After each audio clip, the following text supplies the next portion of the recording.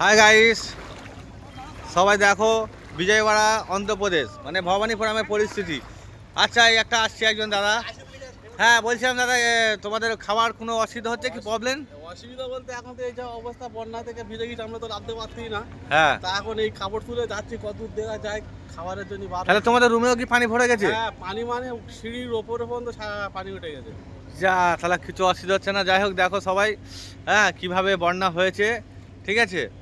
এবং বন্যা বলতে কি যে পানি আকাশ থেকে হচ্ছে তা না, মানে গভর্নমেন্ট পানি ছেড়েছে, মানে অন্য কোথায় বৃষ্টি হচ্ছে সেই পানি বিজয়ওয়াড়ার মধ্যে ঢুকে গিয়েছে। আমরা ভবানীপুরামে সব রাস্তায় কালকে তো ঘুমোতে পারিনি, এর ওপরে শুয়েছিলাম, ঠিক আছে, এই যে এয়ারলিংয়ের ওপরে শুয়েছিলাম। তো সেই দেখো একজন আসছে, বাপরে বাপ, হাই হাই, তোমরা শুধু দেখো।